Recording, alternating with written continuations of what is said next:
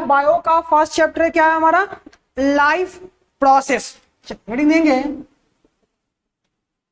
Life process.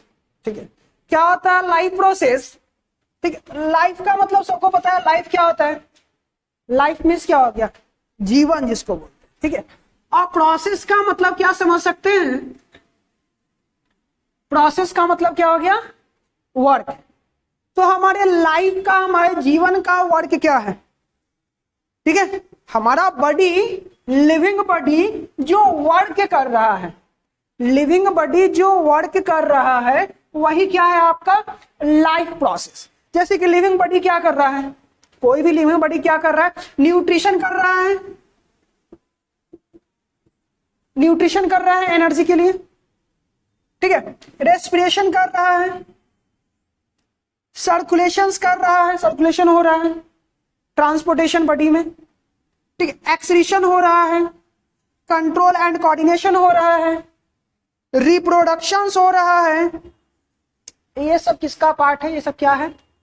तो life process का ये सब क्या है हमारा। ठीक है, तो लिविंग बॉडी क्या है हमारा, लिविंग बॉडी वर्क करता है। ठीक है, सभी लिविंग बॉडी क्या कर रहा है, एक वर्क कर रहा है। क्यों वर्क कर रहा है? ताकि अपने बॉडी को, इस लिविंग बॉडी को मेंटेन रखने के लिए।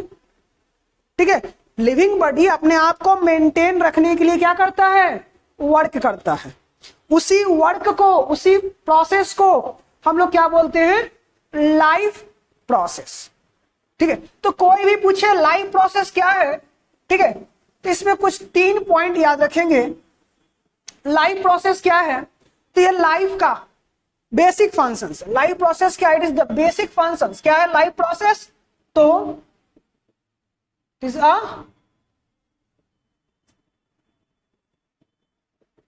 Basic functions. ठीक है, लाइफ प्रोसेस क्या है? कोई भी अगर सिंपली पूछे what do means about a life process, या क्या है लाइफ प्रोसेस, तो क्या कहेंगे लाइफ प्रोसेस क्या है, एक बेसिक फंक्शन है। लाइफ प्रोसेस क्या है, एक बेसिक फंक्शन है। ठीक है, लाइफ प्रोसेस क्या है, तो एक बेसिक फंक्शन। अब कोई पूछे किसका बेसिक फंक्शन है भाई, किसका बेसिक फंक्शन है, तो क्या कहेंगे all living beings, all living beings, सभी लिविंग बीइंग्स का, चाहे लिविंग बीइंग्स चाहे कुछ भी हो, चाहे ऑर्गेनिज्म, एनिमल हो, प्लांट हो, कोई भी हो। ठीक है, तो लाइफ प्रोसेस क्या है, बेसिक फंक्शंस है। किसका बेसिक फंक्शंस है, तो लिविंग बीइंग्स का। तो दो चीज मेरा क्लियर हो गया कि कोई भी पूछे कि लाइफ प्रोसेस क्या है, तो फर्स्ट पॉइंट क्या आता है कि लाइफ प्रोसेस क्या है, तो बेसिक फंक्शंस है।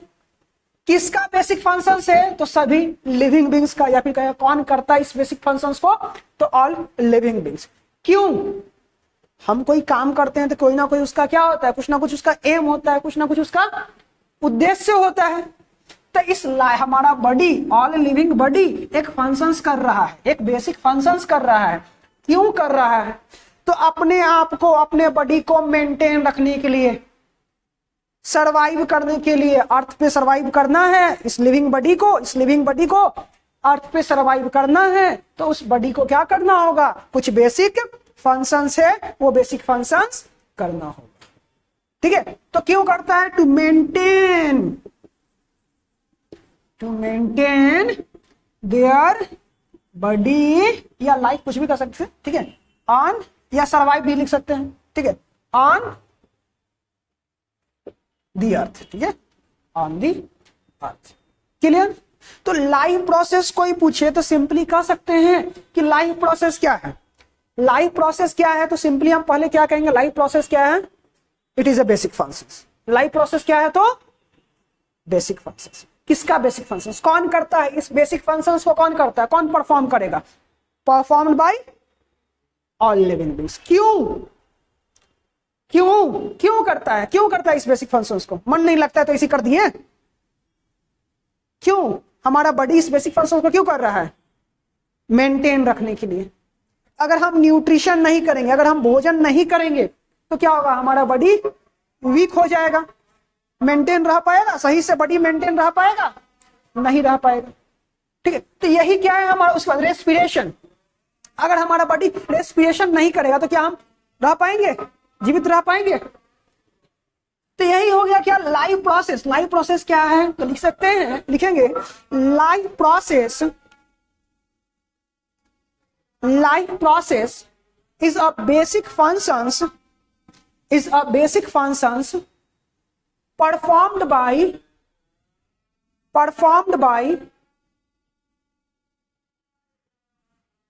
life process is a basic functions performed by all living beings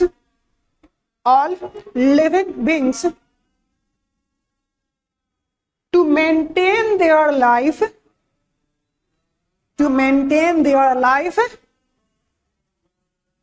on earth. Clear? तो यही चैप्टर है हमारा लाइफ प्रोसेस। और लाइफ प्रोसेस यहाँ आपका फर्स्ट टर्म में आपके यहीं से क्वेश्चन आएगा लाइफ प्रोसेस पे। तो ये चैप्टर का नाम है आपका लाइफ प्रोसेस। लाइफ प्रोसेस का मतलब क्लियर हो गया, हमारे बॉडी का वह सारा फंक्शंस, हमारा बॉडी का वह सारा फंक्शंस जिससे हमारा बॉडी क्या है, मेंटेन। ठीक है, हमारा बॉडी अपने आप को मेंटेन रखने के लिए एक फंक्शंस कर रहा है, न्यूट्रिशन कर रहा है, रेस्पिरेशन कर रहा है, सर्कुलेशन कर रहा है, एक्सक्रीशन कर रहा है, ग्रोथ कर रहा है, रिप्रोडक्शन कर रहा है। ठीक, क्या हो गया हमारा लाइफ। That's clear?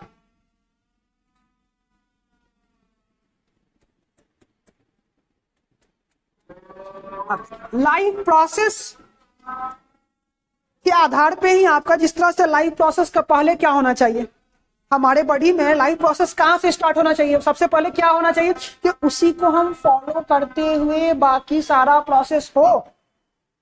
ठीक है, तो अगर हम लिख दें, अगर एग्जाम में कहे आपको कि लाइफ प्रोसेस का एग्जाम्पल दीजिए, ठीक है, तो जैसे जैसे आपको बुक में टॉपिक्स पढ़ना है ना, बस उसी का आप नाम लिख दो। तो सबसे पहले आप क्या पढ़ोगे 10th में लाइफ प्रोसेस में, तो न्यूट्रिशन के बारे में।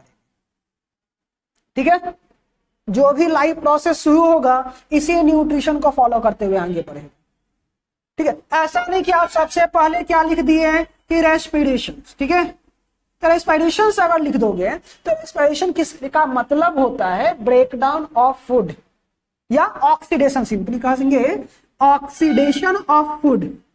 तो ऑक्सीडेशन ऑफ फूड, तो फूड आया कहां से, न्यूट्रिशन, भोजन लेंगे तभी तो फूड आएगा बॉडी में, तब ना रेस्पिरेशन होगा।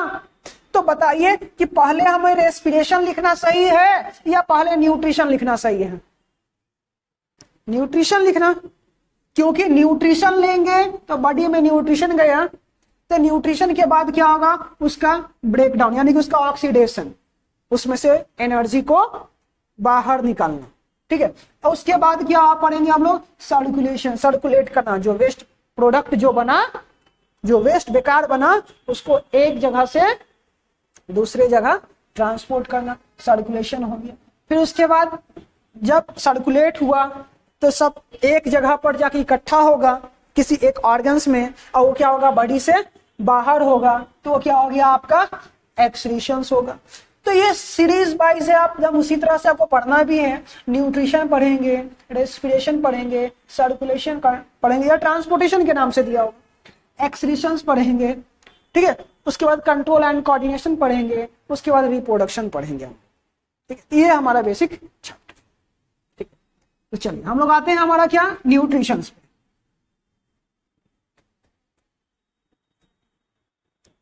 फर्स्ट, तो लाइफ प्रोसेस का सबसे पहला क्या है प्रोसेस हमारा, न्यूट्रिशन। ठीक है, क्या है न्यूट्रिशन, इसको हिंदी में बोलते हैं हम लोग पोषण। हिंदी में इसको क्या बोलते हैं, ठीक है, तो न्यूट्रिशन। ठीक है, हिंदी तो हम जानना है। न्यूट्रिशन, न्यूट्रिशन क्या है, the process of taking nutrient. ठीक है, पोषक तत्व लेने की का प्रोसेस, क्रिया। ठीक है, जो हम आप भोजन कर रहे हो, जो आप कार्बोहाइड्रेट लिए बॉडी में, प्रोटीन लिए, ठीक है, तो वो क्या है, आप न्यूट्रिशन कर रहे हैं। ठीक है, द प्रोसेस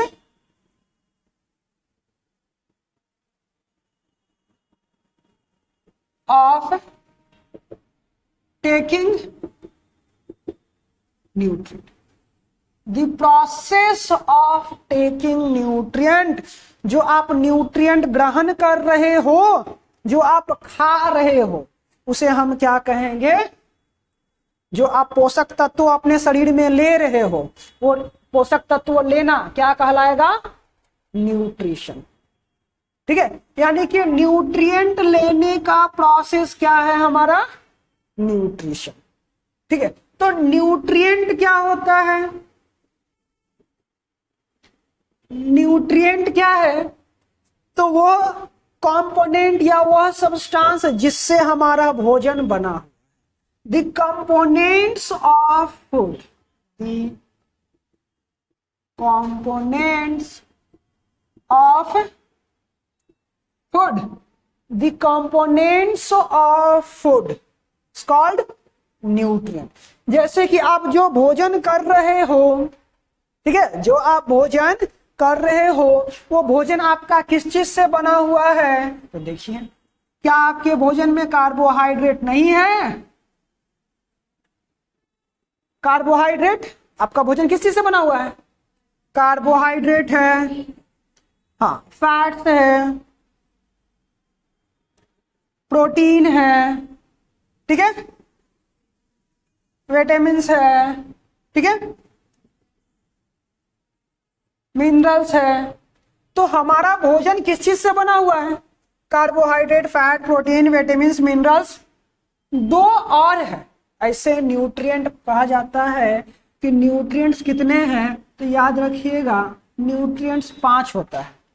ठीक है, 6-7 में आप लोग पढ़े भी होंगे न्यूट्रिएंट में कि कितने टाइप्स के न्यूट्रिएंट होते हैं, तो 5 न्यूट्रिएंट है, बेसिकली 5 न्यूट्रिएंट है।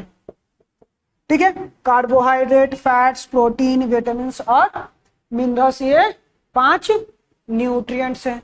इसके अलावा 2 और होता है, ठीक है, और वो है क्या आपका, वाटर एंड रफेज। इसको अलग से हम बताएंगे आपको यहीं पे। ठीक है, तो हमारा भोजन जो बना हुआ है वो बेसिकली आपका इन सभी न्यूट्रिएंट से मिलके बना हुआ है। आप रोटी, चावल, दाल जो खा रहे हो, तो क्या उसमें कार्बोहाइड्रेट नहीं है, फैट नहीं है, प्रोटीन नहीं है, विटामिन्स नहीं है, मिनरल्स नहीं है, वाटर नहीं है, उसमें रफेज नहीं है। तो हमारा भोजन जिस चीज से मिलके बना हुआ है वो क्या है, उसे हम लोग बोलते हैं न्यूट्रिएंट।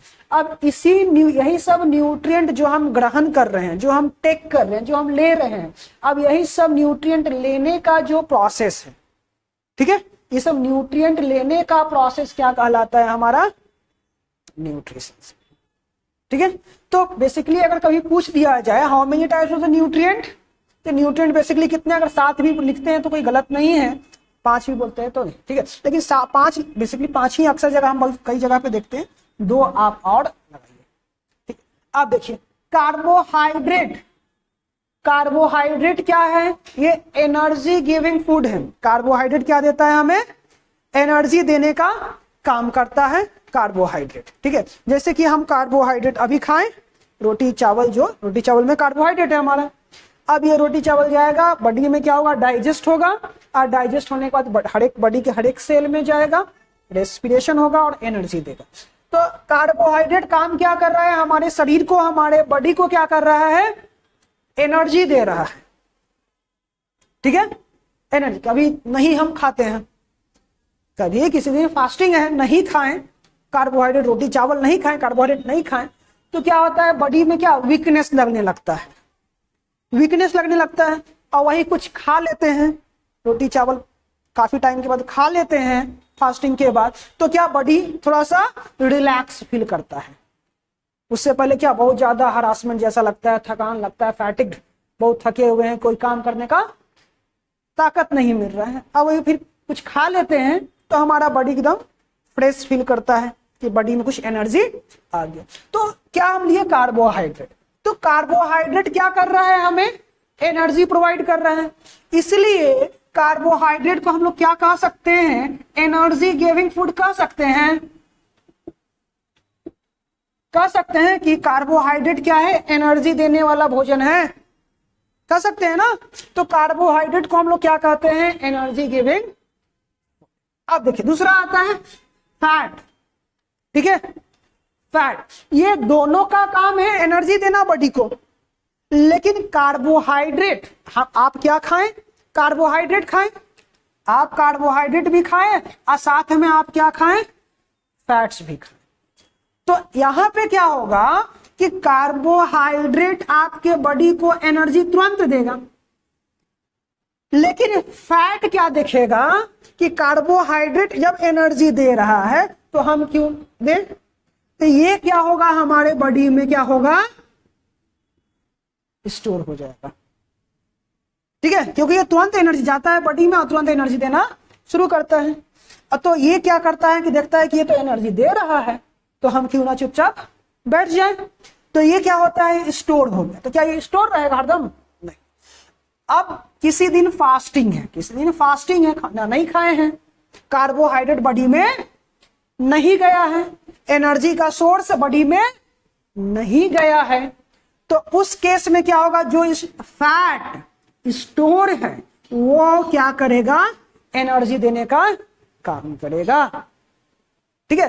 तो जो फैट आप खाते हो वो फैट्स क्या होता है, आपके बॉडी में क्या होता है, स्टोर हो जाता है, आपके मसल्स, आपके लीवर पे ये क्या होता है, जमा हो जाता है, ठीक है।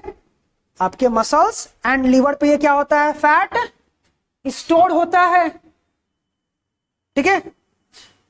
तो इसीलिए फैट क्या हो रहा है, हमारा स्टोर हो जा रहा है। आज जब हम कार्बोहाइड्रेट नहीं ले रहे हैं, फास्टिंग के दौरान है, तब ये फैट एनर्जी दे रहा है। तो इसको हम लोग कह सकते हैं एनर्जी बैंक, एक बैंक के जैसा काम कर रहा है। जब कार्बोहाइड्रेट नहीं है तब एनर्जी दे रहा है, इमरजेंसी के टाइम काम आ रहा है, तो कह सकते हैं ना इसको कि ये क्या है, हमारा energy bank. Clear. Protein, protein क्या करता है, प्रोटीन हमारे बॉडी का ग्रोथ करवाता है, बॉडी को बनाता है। कहा जाता है कि एक छोटे बच्चे को, ग्रोइंग बेबी को प्रोटीन ज्यादा मात्रा में चाहिए। क्यों भाई, क्योंकि उसका बॉडी अभी क्या कर रहा है, ग्रोथ, उसका बॉडी क्या हो रहा है, अभी ग्रोथ कर रहा है, वृद्धि कर रहा है। तो ग्रोथ कराने वाला भोजन ज्यादा चाहिए ना बच्चे को, ताकि शरीर काफी अच्छे से ग्रोथ कर सके, ठीक है। तो बच्चे को क्या दिया जाता है, प्रोटीन दिया जाता है, ठीक है। दूसरा प्रोटीन और किसको ज्यादा दिया जाता है, तो प्रेग्नेंट वुमेन को। क्यों, क्योंकि उसके यूट्रस में, उसके बॉडी में क्या है, एक छोटा बेबी ग्रो कर रहा है। तो उस बच्चे के नॉर्मल ग्रोथ के लिए प्रेग्नेंट वुमेन्स को काफी अच्छे मात्रा में प्रोटीन देना होगा, ठीक है। तो प्रोटीन को कह सकते हैं बॉडी बिल्डिंग फूड, बॉडी को बनाने वाला कह सकते हैं ना, बॉडी बिल्डिंग फूड। तो प्रोटीन क्या हो गया हमारा, बॉडी बिल्डिंग फूड हो गया।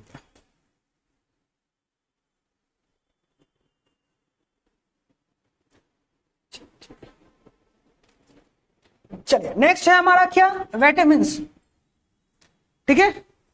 कभी बीमार पड़ते होगे तो डॉक्टर के पास जाते होगे, तो डॉक्टर दवा लिखता होगा, ठीक है।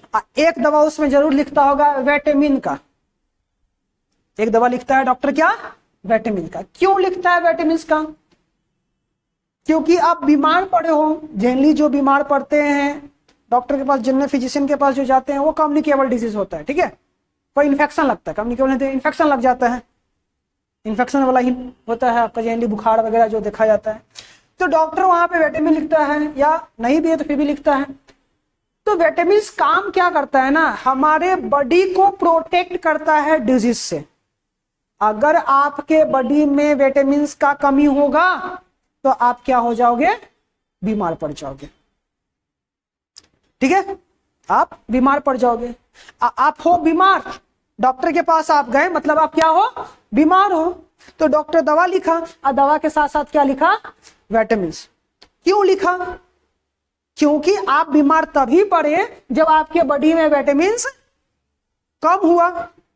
आपके बॉडी में विटामिन कम हुआ तो आप क्या हो गए, बीमार पड़ गए, तब डॉक्टर के पास गए। तो डॉक्टर जो बीमारी है उसका दवा देगा और साथ में क्या देगा, विटामिन भी देगा। क्यों, ताकि आपका विटामिन बॉडी में बढ़ जाए, इंक्रीज कर जाए और आप जल्दी से जल्दी ठीक हो जाए। तो विटामिन को कह सकते हैं प्रोटेक्टिव फूड। ये हमारे बॉडी को क्या करता है, प्रोटेक्ट करता है। तो विटामिन को क्या कहेंगे,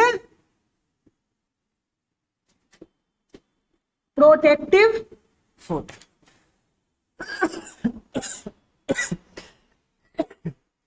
नोट करेंगे।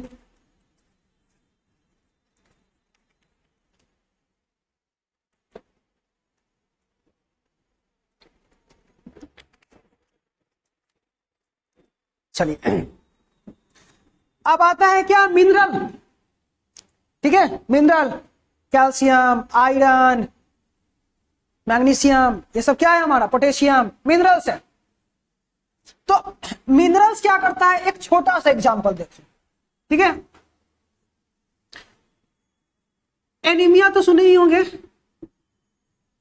एनीमिक पेशेंट, इसका मतलब होता है खून की कमी। खून की कमी, जब किसी पेशेंट में खून की कमी हो जाती है तो उसको क्या कहा जाता है, कोई एनीमिक पेशेंट। ठीक है, तो खून की कमी का मतलब क्या, मतलब कि डेफिशिएंसी ऑफ एचबी, हीमोग्लोबिन उसके बॉडी में कम हो गया है। हीमोग्लोबिन का जो नॉर्मल रेंज होना चाहिए 12 ग्राम होना चाहिए पर 100 ml ऑफ ब्लड। ठीक है, 12 से 16, अब इससे नीचे होता है तो एनीमिक पेशेंट का। ठीक है, तो अब हमारे बॉडी में हीमोग्लोबिन कौन बनाता है, तो हीमोग्लोबिन जो ब्लड बनता है, ठीक है, ब्लड इंसिम्बली, तो आयरन, अगर हमारे बॉडी में आयरन की deficiency, iron is a mineral.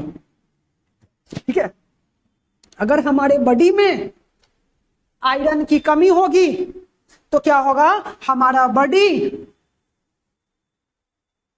Sufficient amounts में हीमोग्लोबिन का प्रोडक्शन नहीं करेगा। जितना हीमोग्लोबिन उसको बनाना चाहिए उतना नहीं। क्यों, क्योंकि हीमोग्लोबिन किसकी मदद से बनता है, आयरन की मदद से। अब हमारे बॉडी में आयरन की मात्रा ही परसेंटेज क्या है, कम है, तो क्या प्रॉपर अमाउंट्स में हीमोग्लोबिन बनेगा, नहीं। तो क्या होगा, हमारे बॉडी में खून की कमी यानी कि डेफिशिएंसी ऑफ ब्लड यानी कि एनीमिया होगा। किसके कारण हुआ, तो मिनरल्स के कारण। एक और देखो एग्जांपल, आयोडीन। ठीक है, ये हम लोग पढ़ेंगे कंट्रोल एंड कोऑर्डिनेशन चैप्टर में इसके बारे में। ठीक है, तो एक होता है हमारे नेक रीजन में, ठीक है, पीछे से दिखता है, ठीक है, थायराइड ग्लैंड। ठीक है, क्या होता है, थायराइड ग्लैंड। थायराइड ग्लैंड से थायरोक्सिन हार्मोन का सिक्रीशन होता है और वो हमारे बेसल मेटाबॉलिक रेट बीएमआर को कंट्रोल करता है। ठीक है, तो ये थायराइड ग्लैंड क्या निकाल रहा है, एक हार्मोन निकाल रहा है।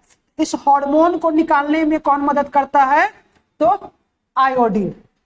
अगर आयोडीन इसको सफिशिएंट अमाउंट में मिलेगा तो ये नॉर्मल अमाउंट में हार्मोन का प्रोडक्शन करेगा, थायरोक्सिन हार्मोन का प्रोडक्शन करेगा।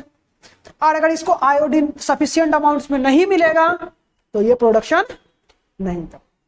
तो यहां पे ये क्लियर हो रहा है हमारा, हम ये समझा रहे हैं आपको कि मिनरल क्या है, मिनरल का काम क्या है, बॉडी फंक्शंस को रेगुलेट करता है। आपके बॉडी में बहुत सा फंक्शंस हो रहा है, जैसे यहाँ पे एक बताए ब्लड बन रहा है, ठीक है, थायरोक्सिन हार्मोन निकल रहा है। तो बॉडी फंक्शंस को रेगुलेट कौन करता है, मिनरल्स। कब कौन सा फंक्शंस कितना एक्टिव होना चाहिए, कब वो डीएक्टिवेट होना चाहिए, इसको कौन कंट्रोल करता है, तो मिनरल्स। तो मिनरल्स क्या हो गया, body functions regulating food. Body function regulating food. Body functions को ये क्या कर रहा है, रेगुलेट कर रहा है। बॉडी में आपका जो प्रोसेस हो रहा है, चाहे वो ब्लड बनने का प्रोसेस हो, चाहे आपका और भी बहुत सा प्रोसेस। ठीक है, अगर कोई मिनरल्स का डेफिशिएंसी होगा तो उससे रिलेटेड फंक्शंस क्या होगा, अफेक्टेड होगा। ठीक है, अब देखिए वाटर, तो वाटर क्या करता है, तो वाटर डाइजेशन एंड एब्जॉर्प्शंस में ये हेल्प करता है। वाटर क्या है, डाइजेशन एंड एब्जॉर्प्शंस में ये हेल्प करता है, क्योंकि जो भोजन हम खाते हैं वो काइम लाई गाढ़ा पेस्ट के जैसा यहां पे चला गया, और स्टमक से हम लोग पढ़ेंगे, स्टमक से निकलता है क्या, गैस्ट्रिक जूस। ठीक है, तो ये पेस्ट के जैसा है, ये जूस पेस्ट के जैसा है, तो क्या अच्छे से मिल पाएगा, नहीं मिल पाएगा। तो इसके लिए हम लोग पानी पीते हैं, तो पानी में क्या होगा, ये पेस्ट क्या होगा, पूरी तरीके से घुल जाएगा। ठीक है, गाढ़ा था पहले, पेस्ट के जैसा था, काइम जिसको बोल रहे थे, अब ये पूरा घुल गया। अब ये जो एंजाइम निकल रहा है, हार्मोन्स निकल रहा है, सही, एंजाइम जो निकल रहा है भोजन को पचाने वाला, ये पूरे भोजन में अच्छे से क्या हो गया, मिक्स हो गया। जैसे कि आपको कोई लिक्विड चीज है, पतला सा एकदम, काफी डाइल्यूट, नींबू का रस ही समझिए, और उस नींबू को रस को आपको मिक्स करना है किसी पेस्ट वाली चीज में, तो उसमें आपका मिक्स हो पाएगा अच्छे से, एक बूंद गिरा दोगे तो नहीं, तो उसमें क्या करोगे आप, थोड़ा सा उसमें पानी डाल दोगे उस पेस्ट में, तो पेस्ट क्या होगा, थोड़ा सा पतला डाइल्यूट हो जाएगा, और उसके बाद वो उसमें क्या होगा, काफी अच्छे से मिक्स हो जाएगा। तो ये मिक्स हो गया, तो मिक्स हो गया तो काफी अच्छे से क्या होगा, भोजन अब डाइजेस्ट होगा, और साथ ही क्या होगा, ये भोजन बॉडी में जो एब्जॉर्ब होगा तो काफी अच्छे से अब ये एब्जॉर्ब भी होगा। ठीक है, अब तीसरा लास्ट क्या है हमारा, रफेज। ठीक है, देखो रफेज जो है, रफेज को हम सेलुलोज भी कहते हैं, रफेज को सेलुलोज भी कहते हैं। अगर हम एनिमल वाला पढ़ रहे हैं तो हम रफेज यूज करेंगे, अगर हम प्लांट के सेंस में बात कर रहे हैं तो इसको क्या कहेंगे, सेलुलोज। ठीक है, प्लांट के सेंस में इसको सेलुलोज कहते हैं, एनिमल के सेंस में। तो ह्यूमन बॉडी हम लोग पढ़ रहे हैं, तो ह्यूमन बॉडी में याद रखिएगा, रफेज आप खाते तो हो, पिल्स जो होता है ना, वेजिटेबल्स है, पिल्स है, आपका कोई पत्तीदार सब्जियां जो खा रहे हो उसमें क्या होता है, रफेज होता है। अब वो रफेज आप खाते तो आपके बॉडी में जाता है, लेकिन डाइजेस्ट नहीं होता है, सिर्फ ह्यूमन बॉडी में डाइजेस्ट नहीं होता है, बाकी सभी में ये डाइजेस्ट होता है, ह्यूमन बॉडी को छोड़ दिया जाता है, बाकी सभी में ये डाइजेस्ट होता है। क्यों, क्योंकि ये क्या है, रफेज जो होता है वो सेलुलोज का बना होता है, और सेलुलोज को डाइजेस्ट करने के लिए एक अलग से एंजाइम चाहिए, जिसका नाम क्या है, सेलुलेज एंजाइम चाहिए। सेलुलेज एंजाइम ह्यूमन बॉडी में नहीं निकलता है, क्योंकि होता क्या है, देखिए इसको नोट कर दिए हो, इसको नोट कर दिए हैं, नहीं किए तो जल्दी से करेंगे, इसको जल्दी से नोट कर। Help in the digestion, water क्या कर रहा है, डाइजेशन में हेल्प कर रहा है, इसके बारे में हम और बताते हैं। ठीक है, इसको अभी थोड़ा सा बता के इसको हम इरेज करेंगे। ये रफेज क्या करता है ना, रफेज हमारे बॉडी में जरा भी डाइजेस्ट नहीं होता है, फिर भी हम रफेज इसलिए लेते हैं क्योंकि जब हमारी स्टमक में ये जाता है ना, तो स्टमक चाहता है कि जो आ गया है उसको हम डाइजेस्ट करके भेजें। जैसे क्लास में कैसे एकदम आ गया, कैसा चिरकुट बच्चा, कैसा आ गया, चिरकुट बच्चा। अब टीचर क्या चाहेंगे, अब बाकी सब इंटेलिजेंट है, बाकी सब क्या है, अच्छा बच्चा, एक बार समझा दिए, समझ में आ गया। एक बच्चा क्या है, चिरकुट है, हम चाहते हैं कि इसको भी समझा दे। मान लो हम मैथ पढ़ा रहे हैं, ठीक है, मैथ पढ़ा रहे हैं सर, मैथ में ज्यादातर ऐसा है, ठीक है। अब सर मैथ एक बार बता दिए, जो भी आपका एक्स वाई जो भी है वो आंसर आ गया, सारा बच्चा समझ गया, और एक बच्चा नहीं समझा, चिरकुट है, क्यों नहीं समझा, क्योंकि चिरकुट है। अब चाह रहे हैं कि गुरुजी की नहीं, इंपॉर्टेंट मैथ है, एग्जाम में आने वाला है, नहीं लिखेगा बच्चा का मार्क्स खराब हो जाएगा। तो अब गुरुजी क्या चाह रहे हैं कि बच्चा को और अच्छे से, बहुत इजी और इजी करके बच्चे को सिखा रहे हैं। तो चिरकुट है भाई, कुछ भी वो तो नहीं सीखा, लेकिन बाकी बच्चे जो थे वो काफी अच्छे तरीके से क्या हो गए, सीख गए, हल्का सा भी उनमें डाउट नहीं रहा। तो यही चीज हो रहा है क्या हमारे रफेज के साथ, हमारे बाकी सब न्यूट्रिएंट के साथ रफेज भी आया, रफेज ये मान लीजिए रफेज है, अब बाकी भोजन, ठीक है, तो बाकी सब डाइजेस्ट हो गया। अब स्टमक देखा कि ये डाइजेस्ट नहीं हुआ, तो स्टमक क्या कर रहा है, और उसको डाइजेस्ट करने का कोशिश कर रहा है, ट्राई कर रहा है, कोशिश किए जा रहा है, बट रफेज डाइजेस्ट होगा ह्यूमन बॉडी में? नहीं होगा। तो रफेज तो जैसे का तैसा रह गया, लेकिन रफेज तो नहीं पचा, लेकिन बाकी सब भोजन काफी अच्छे तरीके से क्या हो गया, डाइजेस्ट हो गया। ठीक है, तो ये फायदा होता है रफेज का। ठीक है, तो इसलिए क्लास में चिरकुट बच्चा भी रहना जरूरी है। ठीक है, सब इंटेलिजेंट होगा तो हम तो गुरुजी आएंगे एक ही बार में बता के दूसरा निकल जाएंगे। अब उस चिरकुट को सिखाने के फेर में और भी इजी ट्रिक अपनाएंगे तो क्या होगा, बाकी बच्चों का अच्छे तरीके से और क्लियर होगा, काफी अच्छे से उसके दिमाग में आ जाएगा। तो यही चीज होता है, रफेज जरा भी डाइजेस्ट नहीं हुआ और बाकी सब भोजन का फायदा हुआ और काफी अच्छे से डाइजेस्ट हो गया। और तो रफेज क्या करता है, हमारे डाइजेस्टिव सिस्टम को हेल्दी रखता है। रफेज डाइजेस्टिव सिस्टम को हेल्दी रखता है, यानी कि जैसे आप क्या करते हो, सुबह सुबह अपने बॉडी को हेल्दी रखने के लिए आप क्या करते हो, मॉर्निंग वॉक करते हो, बॉडी में एक मूवमेंट देते हो, मॉर्निंग वॉक। ठीक है, उसी तरह से रफेज करवा देता है, क्योंकि रफेज जैसे ही बॉडी में जाता है सारा भोजन डाइजेस्ट हो गया, रफेज नहीं डाइजेस्ट हुआ तो स्टमक क्या चाह रहा है कि उसको डाइजेस्ट करे, तो इस तरह से पेरिस्टाल्टिक मूवमेंट किया जा रहा है। तो स्टमक जितना ज्यादा पेरिस्टाल्टिक मूवमेंट करेगा उतना ज्यादा क्या होगा, हेल्दी। हेल्दी का मतलब, स्टमक हेल्दी का मतलब क्या, जो भी भोजन जाए वो अच्छे तरीके से पचा रह जाए, यानी कि इसको बोलते हैं इनडाइजेशन का केस ना हो, एसिडिटी का केस ना हो। होता है ना, खट्टी डकार खाना नहीं पचा, इनडाइजेशन, उल्टी जैसा लग रहा है, ठीक है, खट्टी डकार जो दवा लेना पड़ेगा। तो आप रफेज खाओ ना भैया, रफेज खाओ, रफेज से क्या होगा, आपका डाइजेस्टिव सिस्टम हेल्दी रखेगा। इसलिए रफेज हमें जरूरी है।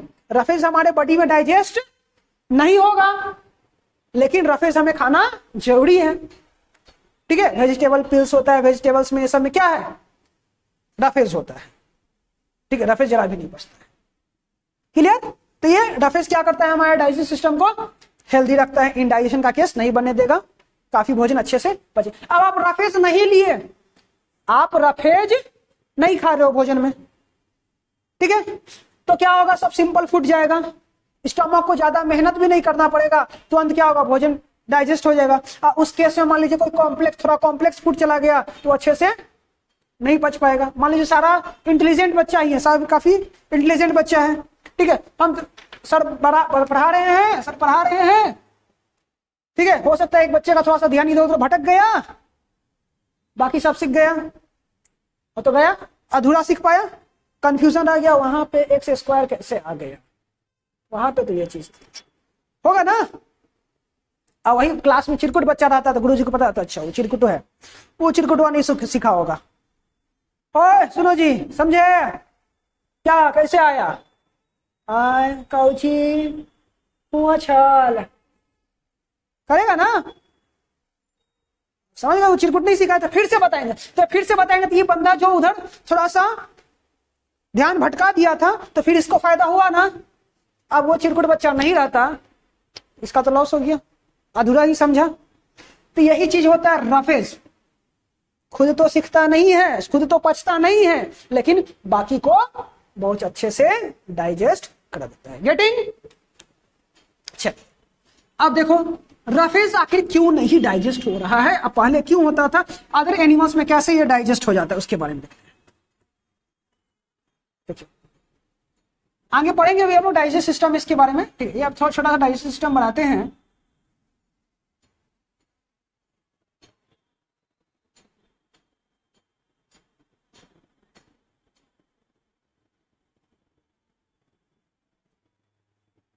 एक रफ डाइजेस्ट सिस्टम का डायग्राम बनाए हैं आपको,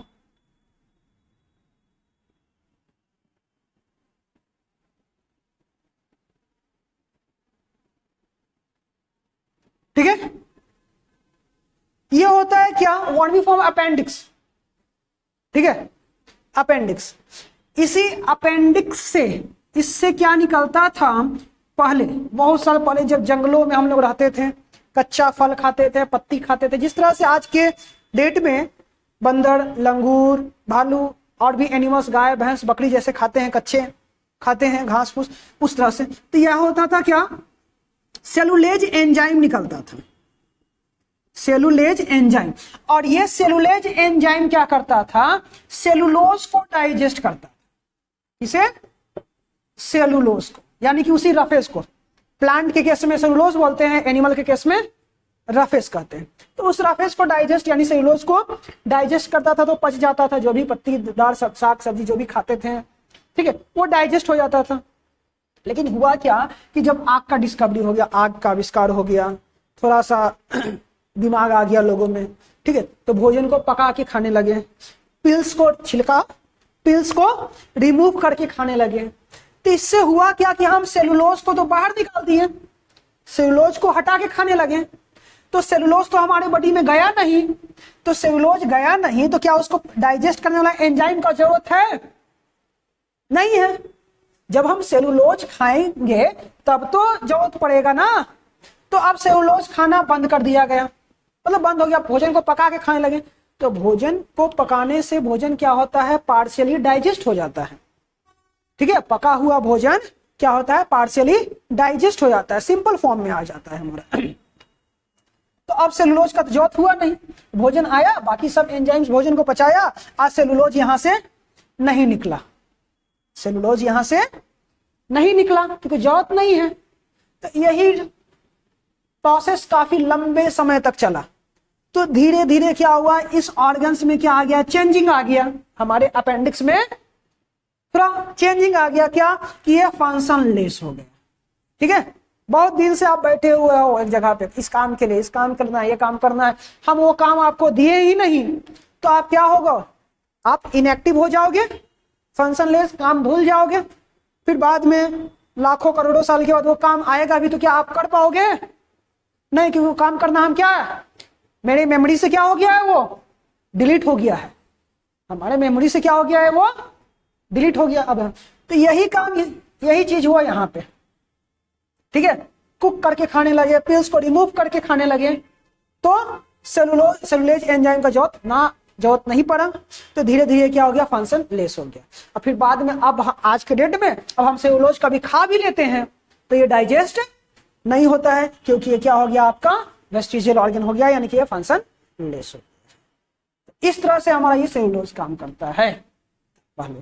अब बाकी अदर एनिमल का बात करें तो अदर एनिमल्स में ये अपेंडिक्स काम कर रहा है, इसलिए वो घास, पत्ती, दार, सब्जी, ये सब कुछ भी प्लांट्स का कोई भी पार्ट्स खा लेते हैं, उसके बॉडी में डाइजेस्ट भी हो जाता है।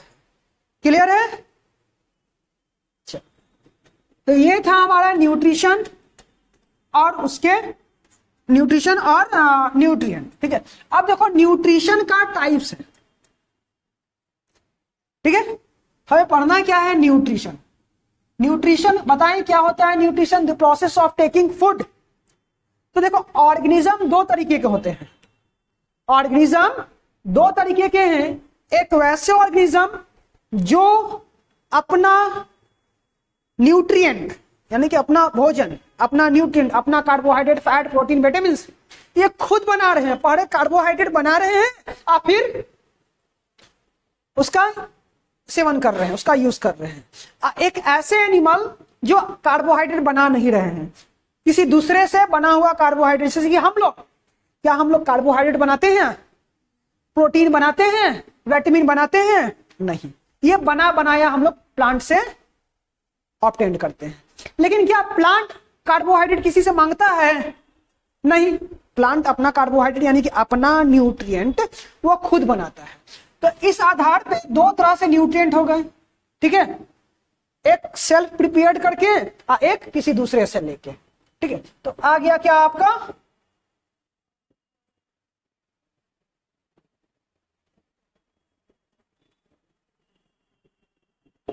ऑटोट्रॉपिक न्यूट्रिशन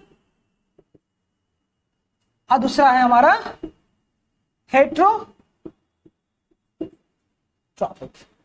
ऑटो का मतलब याद रखिएगा, ऑटो कहीं भी लग गया ना तो ऑटो का मतलब क्या होता है, सेल्फ, कॉमन वर्ड है। ठीक है, ऑटो का मतलब क्या हो गया, सेल्फ। हेट्रो का मतलब होता है अनदर।